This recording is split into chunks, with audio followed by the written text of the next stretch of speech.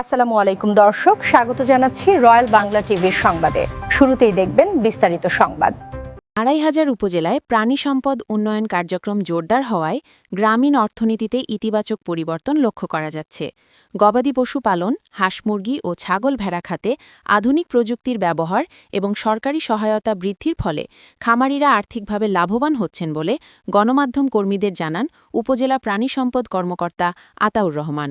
উপজেলা প্রাণী সম্পদ কর্মকর্তা হিসাবে প্রাণী সম্পদ সম্পর্কিত যত ধরনের উন্নয়ন কাজ আছে, প্লাস প্রাণী সম্পদ সম্পর্কিত সেবা, আপনারা জানেন এখন শুধু প্রাণী সম্পদ আমাদের গরু বাছুর হাঁস মুরগি এটার মধ্যে সীমাবদ্ধ নাই। এটা আমাদের প্যাট অ্যানিমেল থেকে শুরু করে এখন আপনারা দেখেন প্রচুর পরিমাণে প্যাট অ্যানিমেল আসে। প্লাস আমাদের মূল যেই টার্গেট, আমাদের যেমন দুধ, ডিম এবং মাংসের যেই চাহিদা, নিরাপদ প্রাণী আমিষ তৈরি করা, এই প্রাণী আমিষ তৈরির কাজগুলো কিন্তু আমরা করে থাকি। এই নিরাপদ প্রাণী আমিষ তৈরি করতে গিয়ে আমাদের বিভিন্ন ধরনের কাজ করতে হয়, যেমন একজন খামারিকে খামার স্থাপন সম্পর্কে পরামর্শ দেওয়া, খামারটা কিভাবে করলে তার খামার ভালো থাকবে এবং খামারের বায়োসিকিউরিটি সম্পর্কে, খামারের অবস্থান সম্পর্কে ধারণা দেওয়া। তারপরে সে কোন ধরনের প্রাণী চয়েস করবে, কোন ধরনের গবাদি পশু সে পালন করবে, তার এলাকায় কোনটা ভালো হবে, তার এখানে কোন ধরনের প্রোডাক্টের বাজার রয়েছে, ওইটা চিন্তা করে আমরা আসলে সাজেস্ট করি যে আপনি এটা পালন করেন, যে অথবা আপনি গরু পালন করেন, হাঁস পালন করেন, অথবা আপনি মুরগির খামার করতে পারেন। অথবা আরেকটা জিনিস হলো খামারিদেরকে ট্রেনিং দেওয়া। ট্রেনিংয়ের মাধ্যমে কিন্তু ওদেরকে আসলে দক্ষ করে তোলা হয় বিভিন্ন প্রকার। আমরা যেমন এলডিডিবি একটা প্রকল্প রয়েছে, প্রকল্প থেকে প্রায় আমাদের এখানে 450 জন খামারিকে কিন্তু আমরা দীর্ঘদিন ব্যাপী, আমরা প্রায় 4 বছর ব্যাপী আমরা ট্রেনিং দিয়েছি এবং বিভিন্ন ট্রেডের উপরে এই ট্রেনিংটা দেওয়া হয়েছে, যেমন গবাদি পশু পালন, ম্যানেজমেন্ট, ব্যবসায়ী যে উদ্যোক্তা তৈরি, এগুলো সম্পর্কে আসলে ট্রেনিং দেওয়া হয়েছে। এখানে আমি যোগদান করার পরে প্রায় 120 জনের মতো, আমার কাছে তালিকা রয়েছে, 120 জনের মতো উদ্যোক্তা তৈরি করতে পেরেছি। এর মধ্যে পোলট্রি খামারি রয়েছে, ডেইরি খামারি রয়েছে। যেমন যারা পোলট্রি খামার করেছে, আমার এখানে গত 6 মাস আগে যারা ট্রেনিং গ্রহণ করেছে 100 জন খামারিকে আমরা ট্রেনিং দিয়েছি আমাদের লেয়ার খামারের উপরে। এখানে প্রায় 5 থেকে 7 জন খামারি তাদের এখন ডিমের প্রোডাকশনে চলে আসছে, তারা মুরগির খামার করে বেশ লাভবান রয়েছে।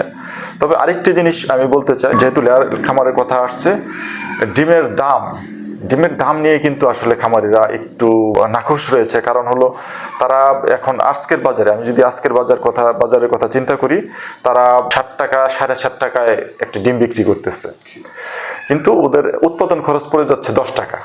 এখন আমরা কিন্তু বাজার থেকে আমরা যখন ভোক্তা হিসেবে কিনি, তখন কিন্তু একটা ডিম আবার বেশ দাম দিয়ে কিনতে হয়।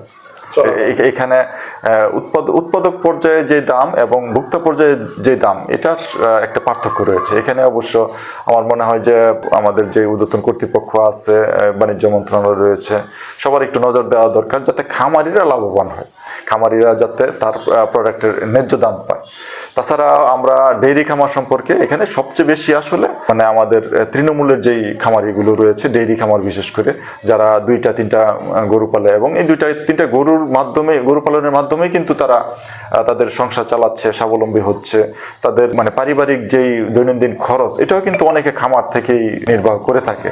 সুতরাং এই ক্ষেত্রে আমাদের একটা ব্যাপক সাফল্য রয়েছে ছোট ছোট খামার স্থাপনের ব্যাপারে। খামারিদের এখান থেকে আমরা সরকারিভাবে বিভিন্ন ধরনের ওষুধ দিয়ে থাকি। তবে আমি আরেকটা জিনিস বলবো, সবচেয়ে গুরুত্বপূর্ণ যেটা টিকা দেওয়া। আপনারা জানেন, যদি কোনো রোগ প্রতিরোধ করা যায়, প্রতিকারের চেয়ে প্রতিরোধী উত্তম।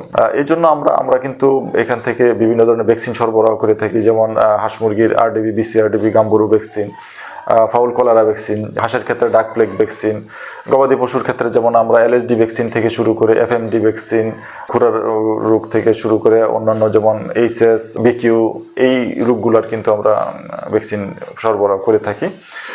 তবে একটি জিনিস আমি এখানে বলবো, যে আমরা কিন্তু মোট চাহিদার 10 থেকে 15 ভাগ সরবরাহ করতে পারি, কারণ আমাদের উৎপাদন রয়েছে।